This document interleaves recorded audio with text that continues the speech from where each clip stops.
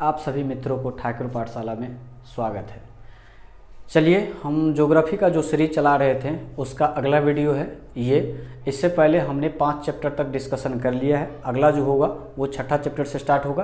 तो चलिए बिना देरी किए हुए शुरू करते हैं। जैसे कि आप लोग को पहले और दूसरे वीडियो से पता चल गया होगा कि ये जो मेरा सीरीज चल रहा है वो डायरेक्ट 35 में 35 का टारगेट है, बिना स्किप किए हुए। आप देखिए, बोर्ड से ही डायरेक्ट 35 में 35 आपको बोर्ड एग्जाम में देखने को मिल जाएगा। चलिए, अगला चैप्टर जो है वो मेरा है द्वितीयक क्रियाकलाप। द्वितीयक क्रियाकलाप को उद्योग क्षेत्र भी बोला जाता है, आप ध्यान में रखिएगा। द्वितीयक क्रियाकलाप के अंतर्गत विनिर्माण, प्रसंस्करण और निर्माण चीज आता है। जितने भी चीज निर्माण किया जाएगा वो सारे के सारे द्वितीय क्रियाकलाप में आएगा, तो ये आप ध्यान में रखिएगा। द्वितीय क्रियाकलाप से एक छोटा सा 2 नंबर पे क्वेश्चन पूछ देता है, स्वच्छंद उद्योग किसको बोलते हैं? तो आप लोग सब्जेक्टिव में देख लीजिएगा। ये मेरा ऑब्जेक्टिव का 35 में 35 का टारगेट चल रहा है। सब्जेक्टिव का डिस्कशन हम अपनी क्लास में कर चुके हैं।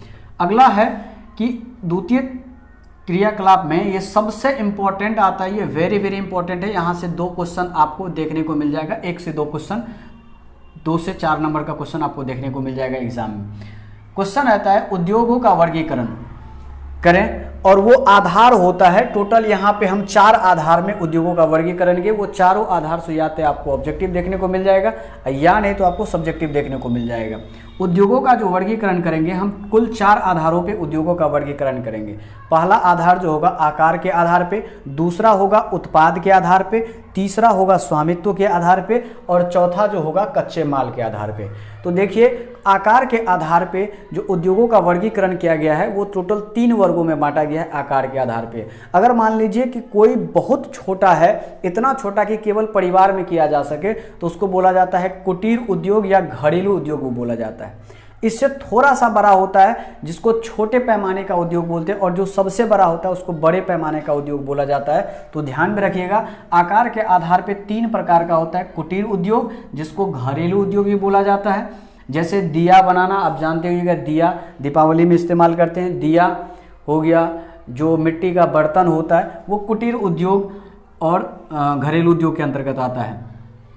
छोटे पैमाने का उद्योग और बड़े पैमाने का उद्योग, यानी आकार के आधार पे उद्योगों को 3 वर्गों में बांटा गया है। आप लोग इसको ध्यान में रखिएगा। और कई बार 2 नंबर में पूछा जाता है कि आकार के आधार पे उद्योगों का वर्गीकरण कीजिए।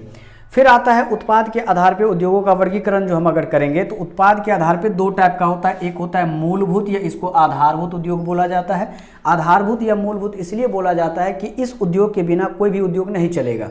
तो इसमें जो एक एग्जाम्पल आता है लौह इस्पात उद्योग, इसको उद्योगों का जननी भी बोला जाता है, इसको आधारभूत उद्योग भी बोला जाता है, इसको मूलभूत उद्योग भी बोला जाता है। तो आप ध्यान में रखिएगा, सबसे ज़्यादा इंपॉर्टेंट यही आता है कि आधारभूत उद्योग किसको बोलते हैं। तो ये ध्यान में रखिएगा, आधारभूत। इसको भारी उद्योग के भी नाम से जाना जाता है, तो आप ध्यान में रखिएगा। इसको मूलभूत, आधारभूत, उद्योगों का जननी या भारी उद्योग सभी नामों से जाना जाता है लौह इस्पात उद्योग को। बिना लौह इस्पात उद्योग का और बाकी उद्योग चल ही नहीं सकता है, इसलिए इसको आधारभूत बोला जाता है। दूसरा आता है उत्पाद में उपभोक्ता उद्योग। उपभोक्ता का मतलब होता है कि उन सभी प्रोडक्टों को बनाएगा जिसका इस्तेमाल डायरेक्ट मनुष्य करेगा, तो ऐसे उद्योग को बोलेंगे हम उपभोक्ता उद्योग। तो आप इसको भी ध्यान में रखिएगा। जैसे बिस्किट हो गया, वस्त्र हो गया या वाहन हो गया, ये सारे के सारे जो होगा ये उपभोक्ता उद्योग के अंतर्गत आएगा। अगला आता है स्वामित्व के आधार पे उद्योग। तो स्वामित्व के आधार पे कुल 3 प्रकार के उद्योग होते हैं, आप ये ध्यान में रखिएगा। एक होगा सार्वजनिक क्षेत्र का उद्योग जिस पे सरकार का केवल अधिकार होगा, एक होगा निजी क्षेत्र का उद्योग जिस पे किसी खास व्यक्ति का अधिकार होगा, और एक होगा संयुक्त क्षेत्र का उद्योग जिस पे सरकार और किसी खास व्यक्ति दोनों का संयुक्त रूप से अधिकार होता है, उसको बोला जाता है अर्ध सरकारी, जनरली हम बोलते हैं। तो संयुक्त क्षेत्र का उद्योग इसको हम बोलेंगे। अगला आता है चौथा कैटेगरी, वो आता है कच्चे माल के आधार पे। कच्चे माल के आधार पे उद्योगों का जो वर्गीकरण किया गया है वो कुल 5 वर्गों में बांटा गया है कच्चे माल के आधार पे। पहला आएगा कच्चा माल, वो होगा कृषि। तो कृषि के आधार पे जो होता है, कृषि आधारित उद्योग जो होता है वो होता है चीनी उद्योग, वनस्पति तेल उद्योग, सूती वस्त्र उद्योग, कॉफ़ी चाय, ये रबर, ये सारे के सारे उद्योग जो होगा वो कृषि पे आधारित होगा। बिना खेती का ये सारे के सारे उद्योग संभव नहीं है, इसीलिए इसको बोलते हैं कृषि आधारित उद्योग। और ये कृषि से क्या लेता है? कच्चा माल लेता है। कच्चा माल जैसे चीनी बनाने के लिए हमको गन्ना एक कच्चा माल होगा और जिससे हम चीनी बनाते हैं, कृषि आधारित उद्योग होगा। इसी तरह से खनिज आधारित उद्योग की बात करें तो खनिज आधारित उद्योग को 2 कैटेगरी कैटेगरी में बांटा गया है, एक होता है धात्विक और एक होता है अधात्विक। धात्विक को भी दो टाइप में बांटा गया है, एक लोहा जिसमें होगा और जिसमें लोहा का मात्रा नहीं होगा, यानी कि लौहयुक्त धात्विक खनिज, एक होगा अलौहयुक्त धात्विक खनिज। तो लौहयुक्त में कौन कौन सा, यही आ गया आधारभूत उद्योग जो था मेरा लौह इस्पात उद्योग, ये आता है लौहयुक्त धात्विक खनिज में। और अलौह में कौन कौन आता है, तांबा उद्योग हो गया, एल्युमिनियम उद्योग हो गया, रत्न और आभूषण उद्योग हो गया, ये सारे के सारे आपको अलौह धात्विक खनिज के अंतर्गत आपको देखने को मिल जाएगा। इसके बाद आता है धात्विक खनिज आधारित उद्योग, तो वो कौन कौन सा, सीमेंट उद्योग अधात्विक होगा, चीनी उद्योग जो होगा, चीनी मिट्टी का बर्तन, चीनी मिट्टी या जिसको चिकनी मिट्टी बोलते हैं, इसका जो बर्तन बनेगा ये अधात्विक, इसमें धातु का कोई लेना देना नहीं होता। तीसरा कैटेगरी जो होता है रसायन आधारित उद्योग। रसायन का मतलब होता है जो हम उर्वरक इस्तेमाल करते हैं, जो केमिकल इस्तेमाल करते हैं, रसायन आधारित उद्योग में होगा केमिकल। जैसे पेट्रो रसायन उद्योग बोला जाएगा किस टाइप का उद्योग है, तो रसायन आधारित उद्योग। प्लास्टिक किस टाइप का रासायनिक उद्योग, किस टाइप का उद्योग है या किस प्रकार का उद्योग है, तो ये ध्यान रखिएगा रासायनिक उद्योग। कृत्रिम रेशा, नमक और रासायनिक उर्वरक, ये सारे के सारे उद्योग जो होगा रसायन आधारित उद्योग होगा। आप लोग इसको भी ध्यान में रखिएगा, यहाँ से डायरेक्ट एक एक नंबर का या तो दो दो नंबर का क्वेश्चन पूछ लेता है कि 4 रसायन आधारित उद्योगों का नाम लिखे, तो आप लिख सकते हैं यहाँ से। वन आधारित उद्योग की बात करें तो वन से हमको क्या क्या मिलता है, इमारती लकड़ी मिलता है, लाख मिलता है, या तारपीन का तेल मिलता है, या कागज मिलता है। कागज भी बनता है वन से, लकड़ी से प्राप्त होता है। तो ये सारे के सारे उद्योग चलने के लिए हमको वन चाहिए, और वन क्या है, एक प्रकार का कच्चे माल हमको दे देता है, तो वन आधारित उद्योग हो गया। पशु आधारित उद्योग, ये भी एक प्रकार का पशु हमको कच्चा माल देता है, जैसे चमड़ा देता है, ऊन देता है, और इसी से हम बहुत सारे स्वेटर बुनते हैं या बेल्ट बनाते हैं, पर्स बनाते हैं। ये सारे के सारे जो होगा वो चमड़ा आधारित उद्योग, या इसी को हम पशु आधारित उद्योग भी बोलेंगे, और इसको हम कच्चे माल के आधार पे बांटे हैं 5 भागों में, तो आप इसको देख लीजिएगा। ये पूरा और ये पूरा का पूरा आप देखिएगा। आई होप यहाँ से आपको 1 से 2 ऑब्जेक्टिव देखने को 100% मिल जाएगा। अब कुछ और टॉपिक है, इंपॉर्टेंट पॉइंट है जो आपको ध्यान में रखना चाहिए, क्योंकि यहाँ से क्वेश्चन मिलेगा और आएगा ही आएगा, इस बात को ध्यान में रखिएगा कि पेय पदार्थ कौन कौन सा है। क्वेश्चन पूछ देता है निम्नलिखित में से कौन पेय पदार्थ है, तो ध्यान में रखिएगा चाय एक पेय पदार्थ है, कॉफी एक पेय पदार्थ है, और कोकोआ एक प्रकार का पेय पदार्थ है। इसी तरह से आप ध्यान में रखिएगा कि जर्मनी का एक रूहर क्षेत्र है जो एक प्रकार का कोयला क्षेत्र है, इसको भी आप ध्यान में रखिएगा। जंग का कटोरा किसको बोला जाता है, पीटर्सबर्ग को बोला जाता है जंग का कटोरा। इस बात को आप बहुत ही सीरियसली ध्यान में रखिएगा, जंग का कटोरा पीटर्सबर्ग को बोला जाता है। इसी तरह से लौह इस्पात उद्योग को भारी उद्योग अभी जस्ट कुछ देर पहले भी हम बता चुके हैं, ये ध्यान में रखिएगा।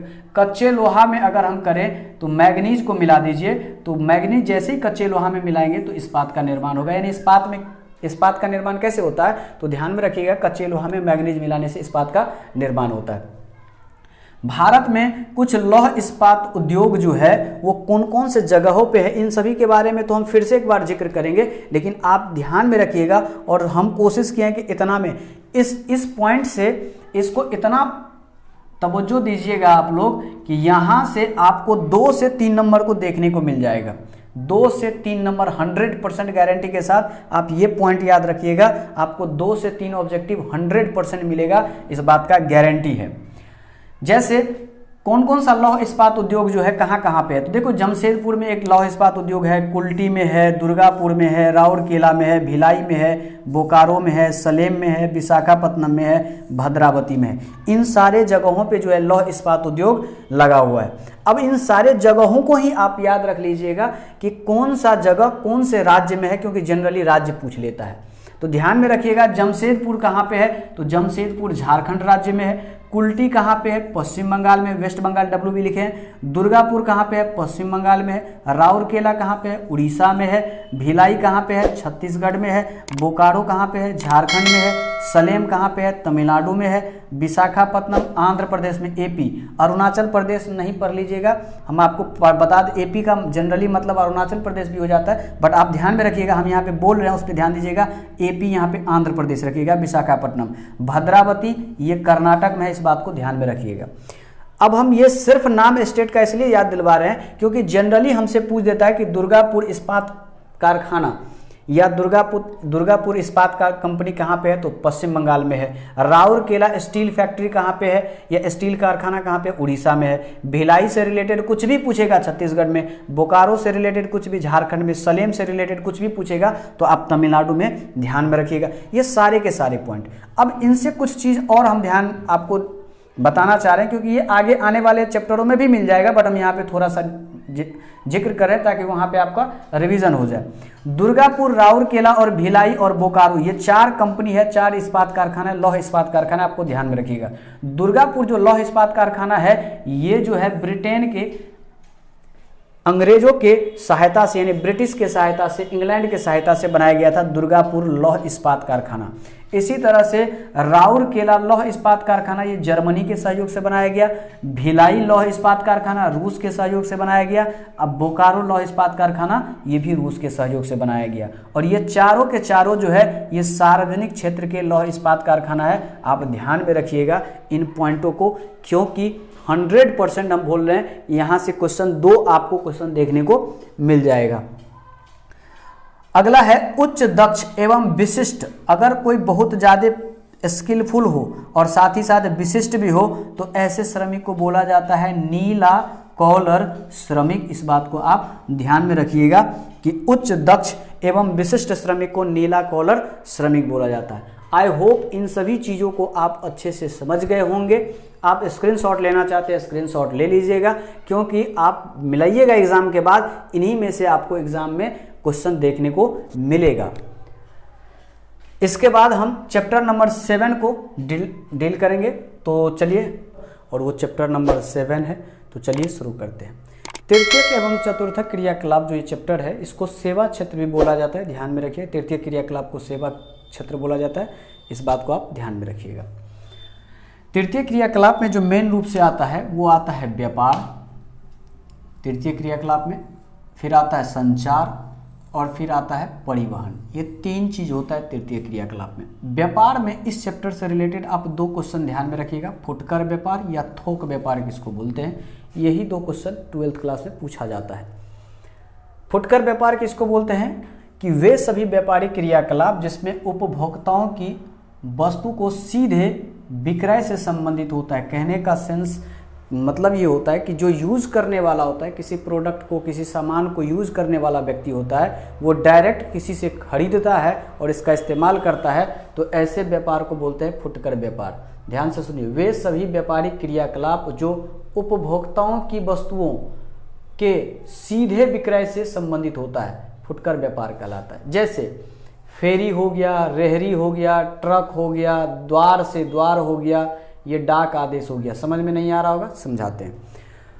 जैसे कि आप लोग देखते हुए कि साइकिल पे या मोटरसाइकिल पे आता है सामान बेचने के, घर आता है सामान बेचने के लिए, वो हो गया द्वार टू द्वार, तो ये फुटकर व्यापार हो गया। ठेला लगाना फुटकर व्यापार हो गया। चौक पे छोटे छोटे दुकानदार जिससे हम डायरेक्ट प्रोडक्ट खरीदते हैं और इस्तेमाल करते हैं, वो सारे के सारे फुटकर व्यापार।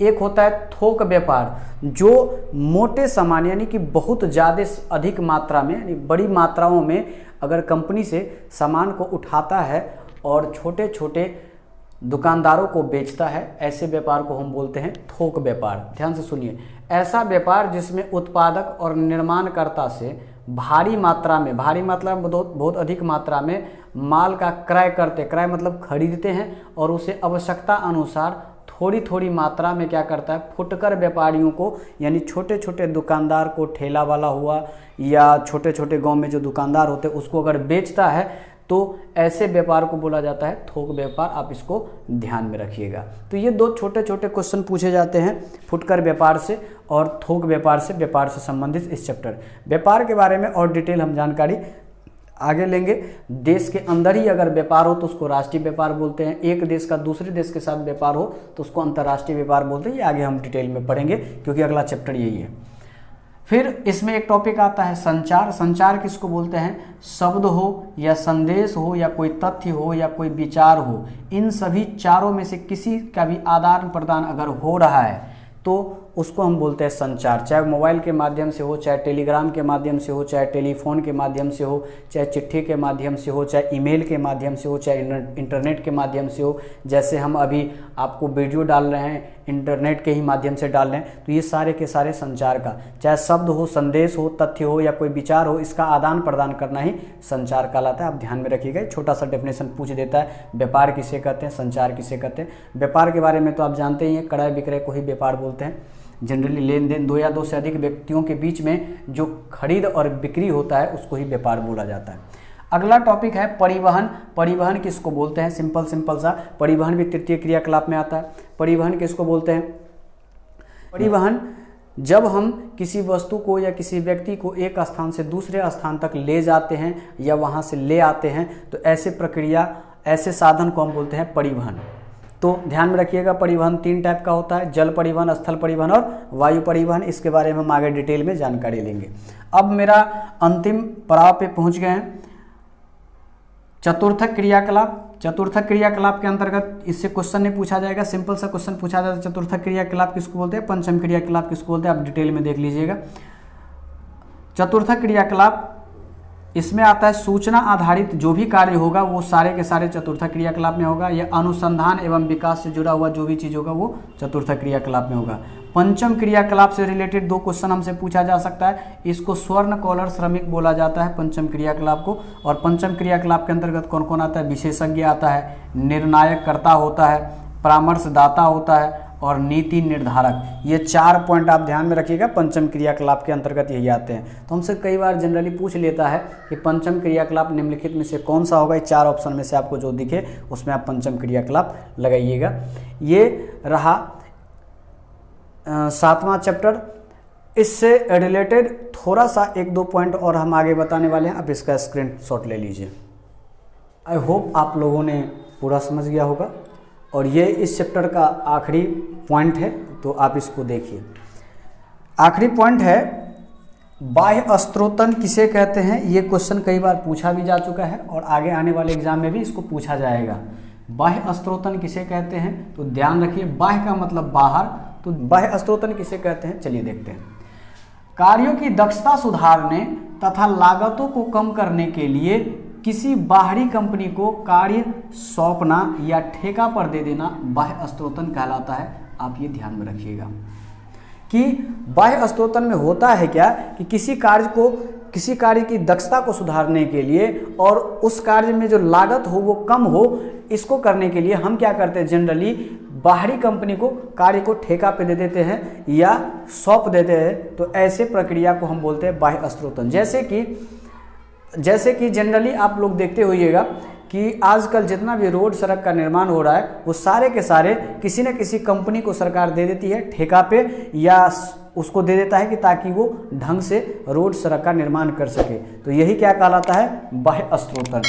अब होता क्या क्या है, यह उन देशों की ओर किया जाता है, कहने का मतलब उन देशों में किया जाता है जहाँ पे जीवन यापन की लागत बहुत कम होती हो और जहाँ पे कुशल श्रमिक जो है सस्ते मिलता हो और परिश्रमी हो, मेहनती श्रमिक हो, मजदूर जो हो मेहनती हो और सस्ता भी हो, तो ऐसे, और साथ ही साथ कुशल भी हो यानी कि स्किलफुल भी हो उस कार्य में, तो ऐसे जगह पे ये बाह्य स्त्रोतन प्रक्रिया अपनाया जाता है। और यह उन देशों में किया जाता है जहाँ पे जीवन यापन की लागत यानी कि जीवन यापन करने के लिए बहुत कम खर्चा की आवश्यकता होती है, तो ऐसे देशों में बाह्य स्त्रोतन होता है, लागू किया जाता है। तो आप ध्यान में रखिएगा। तो ये बाह्य स्त्रोतन आप समझ में आ गया होगा, आई होप। अगला क्वेश्चन आता है अंकीय विभाजन। ये क्वेश्चन आप देख लीजिएगा कि ये क्वेश्चन भी आपसे कई बार पूछा जा चुका है बोर्ड एग्जाम में। अब सबसे महत्वपूर्ण टॉपिक जो है हमारा वो ये है, इसको वेरी वेरी इंपॉर्टेंट में आप लगा सकते हैं, यहाँ से एक क्वेश्चन आना तय है। सबसे पहले जैसे कि आप पढ़ चुके हैं कि प्राथमिक क्रियाकलाप में जितने भी श्रमिक होते हैं उनको बोला जाता है लाल कॉलर श्रमिक। इसी तरह से श्वेत कॉलर श्रमिक भी होता है, स्वर्ण कॉलर श्रमिक होता है, धूसर कॉलर श्रमिक होता है, नीला या जिसको ब्लू कॉलर श्रमिक बोलते हैं या गुलाबी कॉलर श्रमिक बोलते हैं। ये इतना कॉलर श्रमिक अगर आप ध्यान रखते हैं तो इससे बाहर क्वेश्चन नहीं जाएगा। ध्यान रखिएगा, श्वेत या जिसको सफेद कॉलर श्रमिक बोलते हैं, ये अति कुशल, बहुत ज्यादा दक्ष व्यक्ति हो अगर वो व्यवसायिक श्रमिक हो। कहने का मतलब अति कुशल व्यवसायिक श्रमिक को बोला जाता है श्वेत या सफेद कॉलर श्रमिक। इसी तरह से अगर अति कुशल श्रमिक में से थोड़ा सा भी अगर कम है, थोड़ा सा कम, अति कुशल श्रमिक अति कुशल व्यवसायिक श्रमिक से अगर थोड़ा सा कम कुशल है, कम दक्ष है, तो ऐसे श्रमिक को बोला जाता है धूसर। अति कुशल से कम अगर कुशल है व्यवसायिक श्रमिक और वो महिला हो तो उसको बोला जाता है गुलाबी कॉलर श्रमिक। तो ये आप ध्यान में रखिएगा। देखिए, सफेद से कम दक्षता वाली व्यवसायिक महिला श्रमिक को बोला जाता है गुलाबी कॉलर श्रमिक। इसी तरह से आता है नीला या ब्लू कॉलर श्रमिक। तो ध्यान में रखिएगा, उद्योग में वास्तविक उत्पादन से संबंधित, वास्तविक उत्पादन से जुड़ा हुआ श्रमिक जो होता है उसको बोला जाता है, ये उद्योग धंधा में उसको बोला जाता है नीला या ब्लू कॉलर श्रमिक। तो आप इसको ध्यान में रखिएगा। और एक आता है पंचम क्रियाकलाप को कौन सा श्रमिक बोलते हैं, यानी जो भी व्यक्ति पंचम क्रियाकलाप में जुड़ा होगा उसको स्वर्ण कॉलर श्रमिक बोला जाता है। आई होप आप लोगों को ये समझ में आया होगा। यहाँ से निश्चित रूप से आप लोग को एग्जाम में क्वेश्चन देखने को मिल जाएगा। तो अगर आप लोगों को ये वीडियो समझ में आया हो तो आप अपने दोस्तों के पास शेयर कीजिए, चैनल को सब्सक्राइब कीजिए, ताकि कई सारे स्टूडेंट हैं जिसका एग्जाम होने वाले हैं, लाखों स्टूडेंट, लाखों की संख्या में स्टूडेंट है जिसका एग्जाम होने वाले हैं, उन सभी को यहाँ से कुछ फायदा हो सके। धन्यवाद।